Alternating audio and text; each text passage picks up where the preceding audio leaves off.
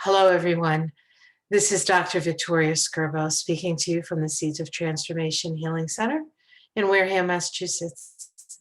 And today I'm going to look at the chart of Joe Biden as he is now on the road to becoming the 46th president of the United States.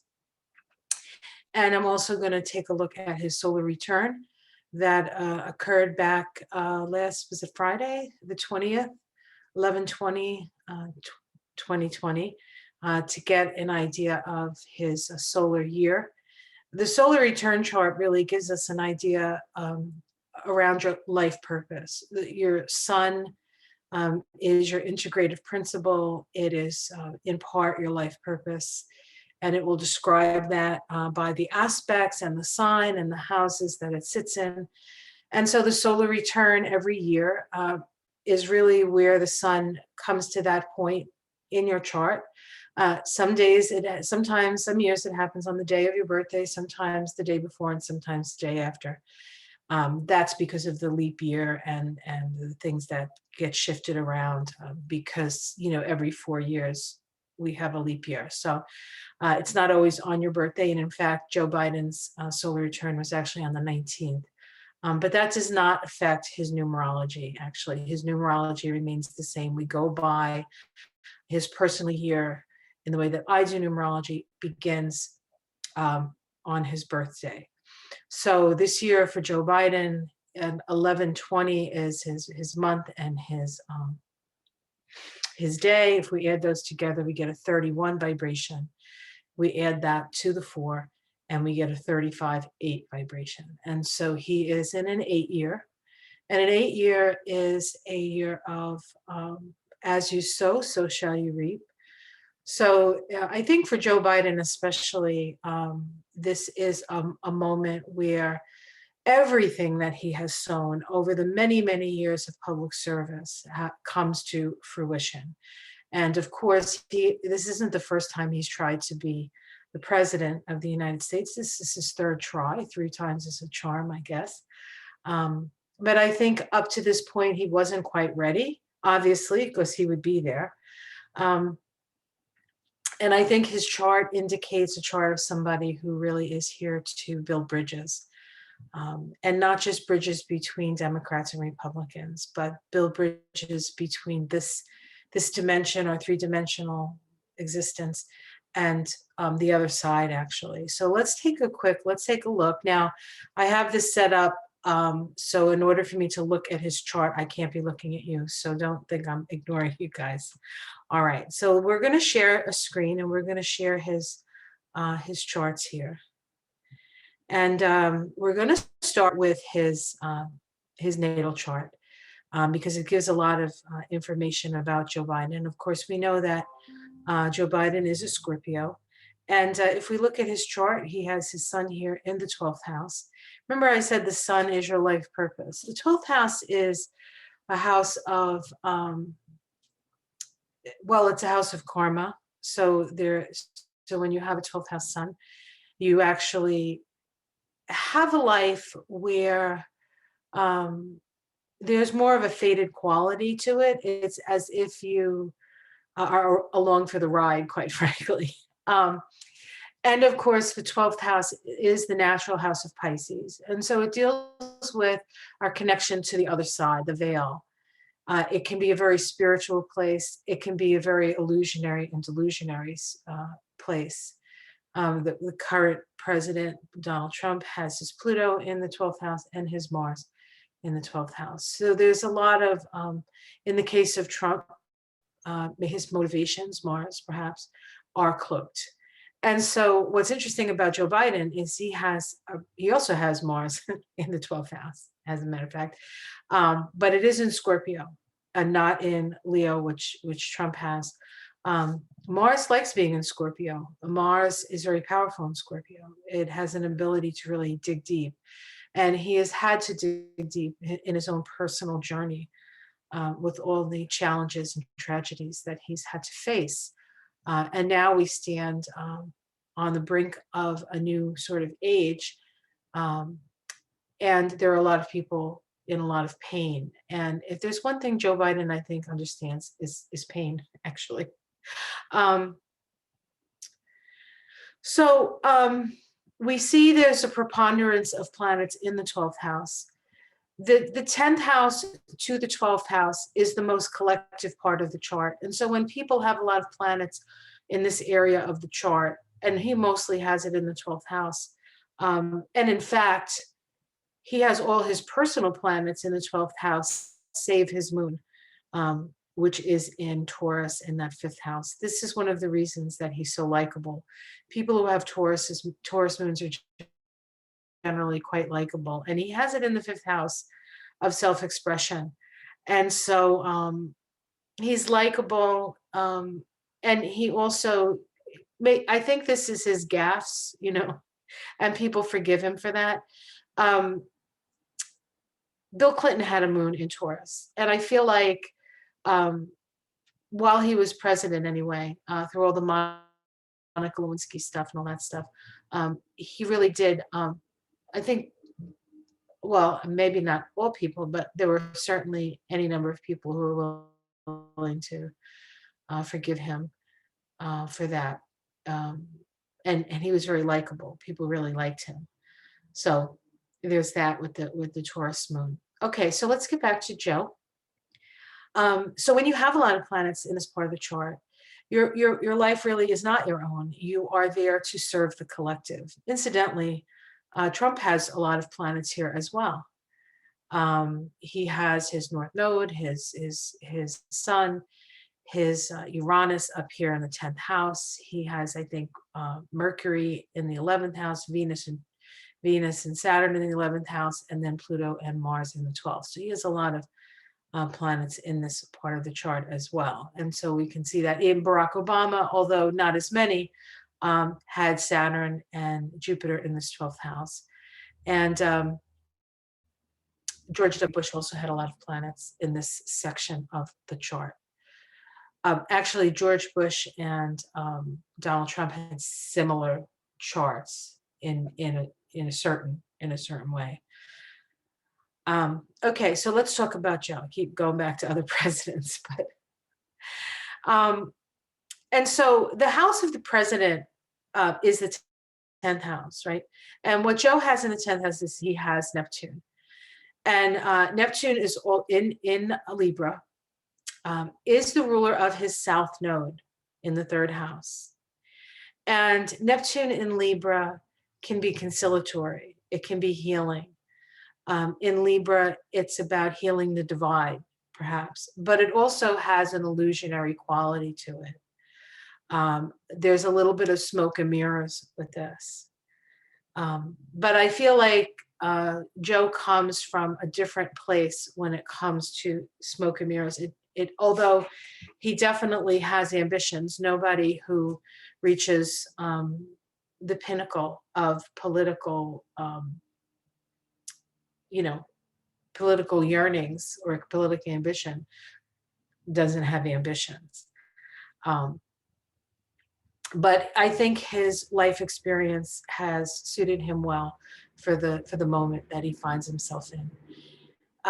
When we look at a chart, we look at, as an evolutionary astrologer, I will look at the position of Pluto to see what his soul has come in to do.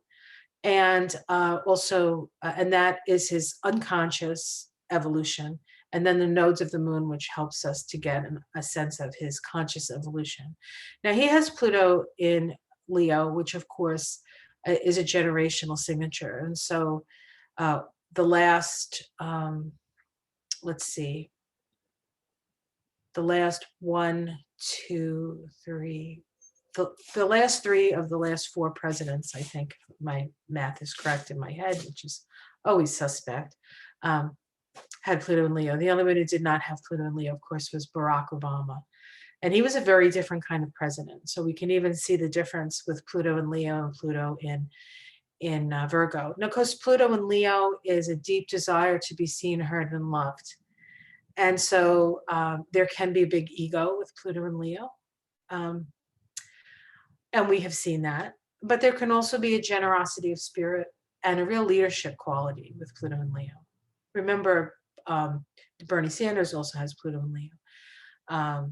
Liz Warren also has Pluto and Leo. So it's not, of course, Donald Trump has Pluto and Leo.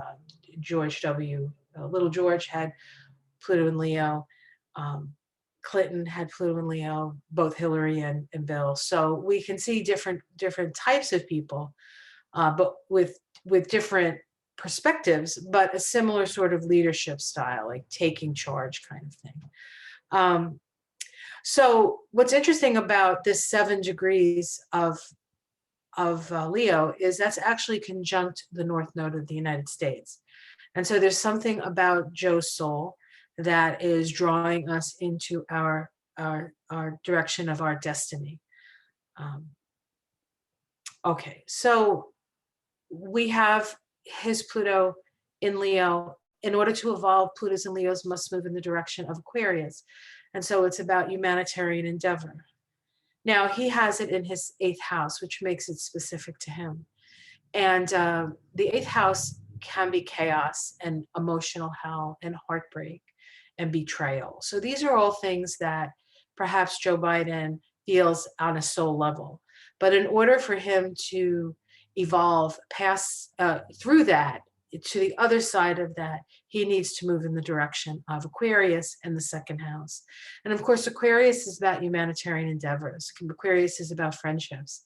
And he has a lot of friends on both sides of the aisles. And Aquarius is about working toward the common good. The 2nd house is our ability to build a sense of self-worth and self-esteem. It also has to do with our resources. And so his soul goes in this direction of peace and self-esteem and value and valuing others and valuing friendships. So that's all very, very important for his soul. Now, his soul energy is mostly unconscious. Most of us go around, the soul sort of directs us. We don't always understand what that comes from. We feel it as sort of a deep drive. Where we are very conscious is the South Node and the North Node, because that's our conscious evolution. It's where Pluto sort of works through our conscious, our consciousness. And it is the nodes of the moon, so it deals with our emotional, the way we react and respond to life on an emotional level. Now, of course, he has his moon in this lifetime in Taurus, which is a stabilizing principle. It's a really nice energy, and it is trine his South Node, and it's trine his North Node and sextile his South Node. And so that actually brings a lot of stability to his nodal placements. His South Node in Pisces, he shares that South Node with Bernie Sanders. I don't know about Liz Warren. I'm not sure. I think she has a different South Node. Yeah, she has a different South Node. But he shares the South Node with Bernie Sanders. And so there's a sense of compassion. There's a sense of, there's deep spirituality with Pisces South Node. It can tend toward the martyrdom stuff, the sort of Judeo-Christian stuff. He is a very devout Catholic, actually. And so he has this South Node in his 3rd house of his mind. His North Node is in the 9th house. Now, the 3rd house as a South Node can be accumulating information. It's about taking in information. It's the 3rd house.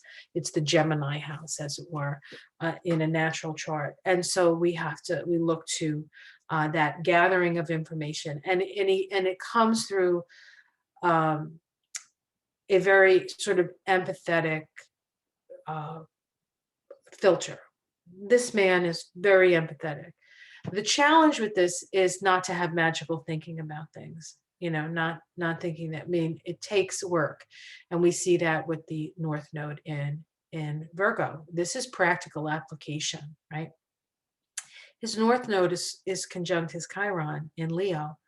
This is a wound around your ability to self-express. He was born with a stutter.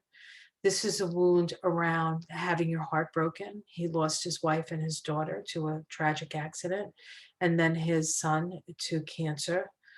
So he has had his share of sorrow. And we can see that, and it's conjunct his north node. And so on some level, Chiron is the wound, but it's also how we heal the wound. And Chiron and Leo is we heal the wound through love. We heal the wound through love. So that's pretty powerful. The nodes of the moon are a little bit of a challenge for all of us, but especially if you happen to have a planet square the nodes. And Joe actually has 2 planets square the nodes. He has, from this side, he has Uranus square the nodes. And from this side, he has Venus square the nodes. Now let's talk about Uranus, because Uranus is the ability to individuate, to sort of move out of the herd state into a more individuated state.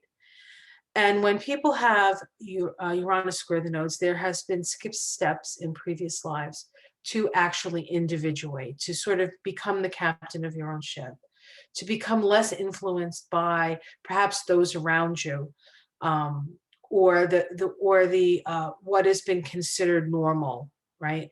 And so, in order to sort of individuate, you need to move in a more progressive direction. Now, he has an opportunity this time to move into a progressive direction for sure. This is a very tight square. It's only 3 degrees, okay?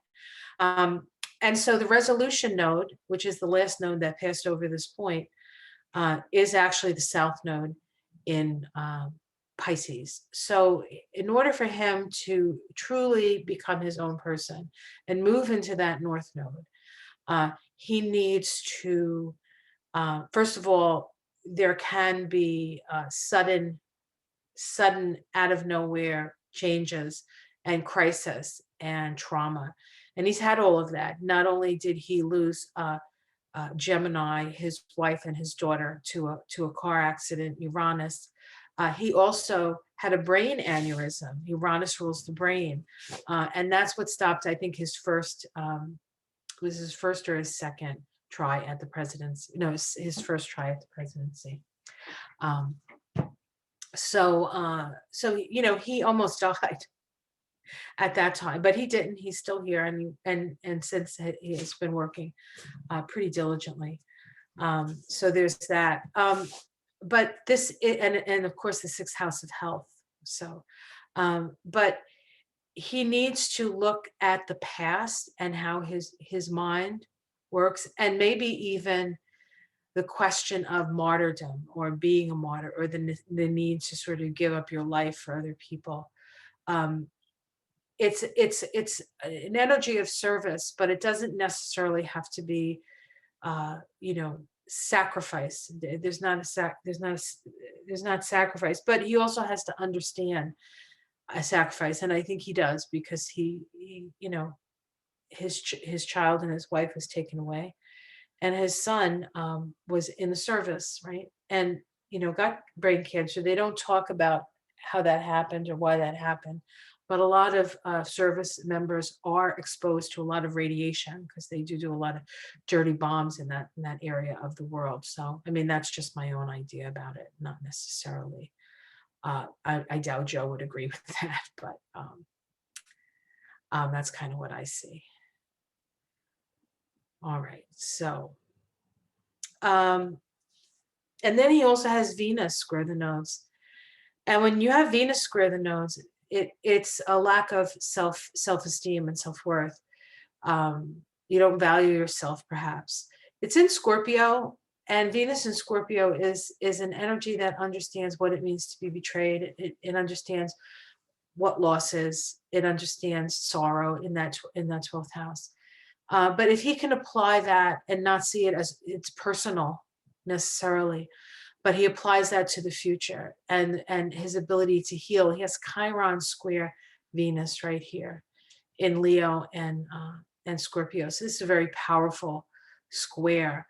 He needs to apply his values and his understanding of loss and betrayal and all those things to his future and to the healing, and to his personal healing. And then in the same time, the healing of us, because the 9th house is the 9th and the 10th house tend to be the most public.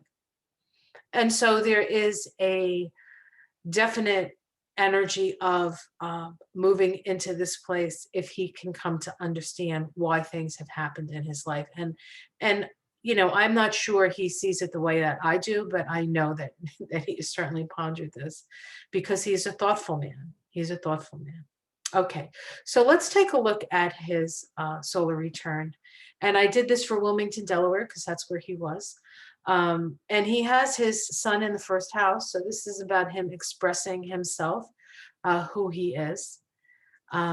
He does have so when you look at a solar return chart, one of the things that you can do is you can take each house and apply it to a month. So this would be November to December.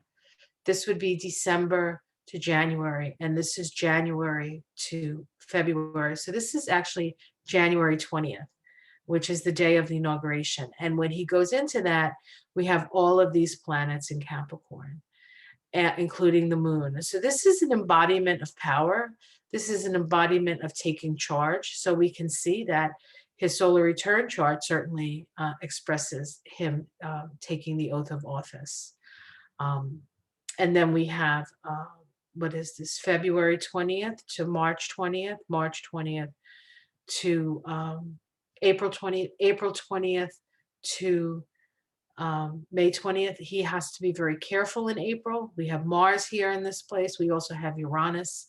Uranus in the chart is opposite his Mercury. His Mercury this year is in Scorpio, in that 12th house, not an unusual energy for him. And he has Uranus in the 6th house natally. So that's also not that unusual for him. But this is becoming aware. This, I think, has to do with the military and some information that's going to come to him through of hidden enemies. So we can see that there.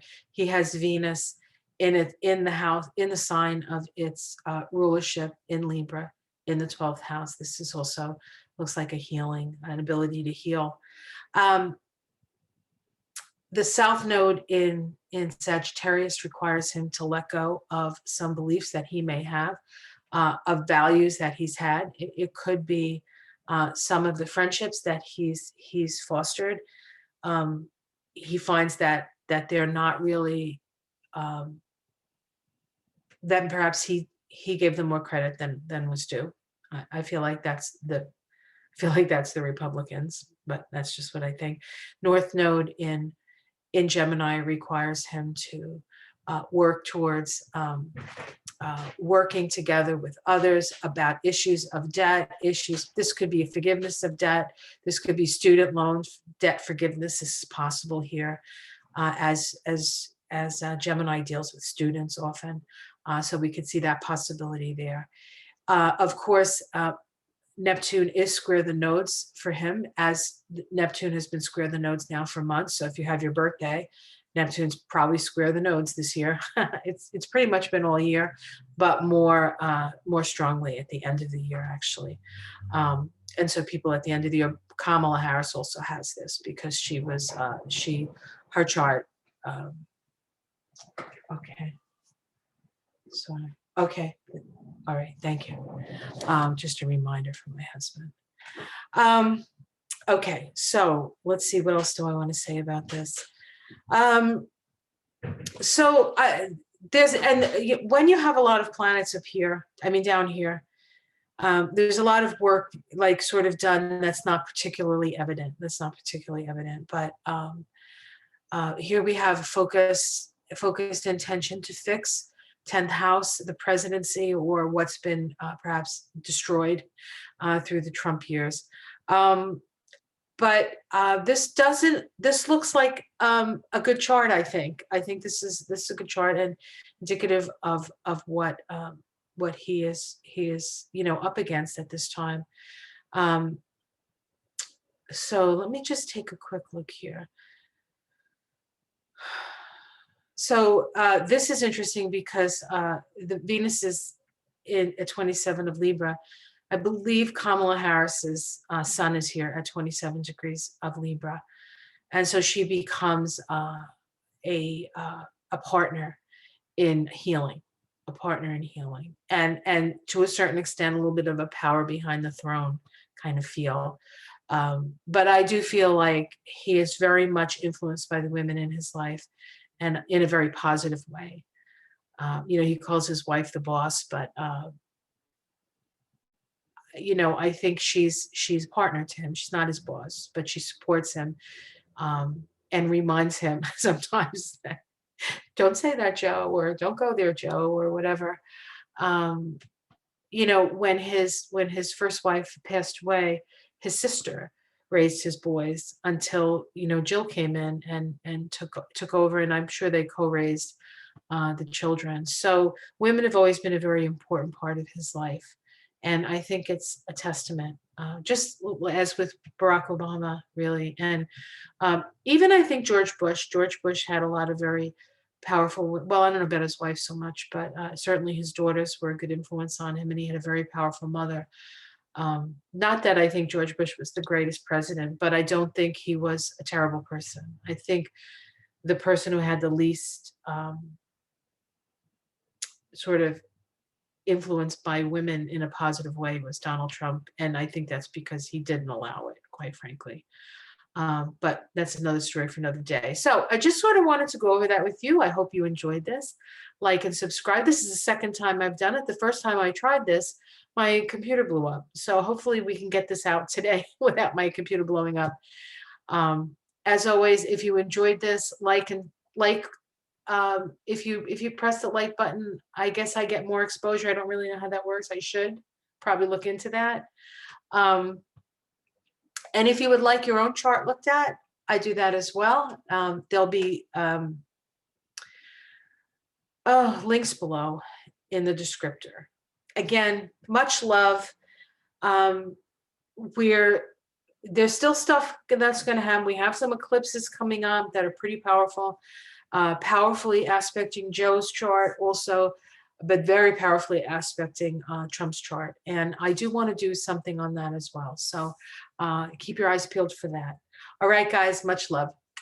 Love you all. Namaste.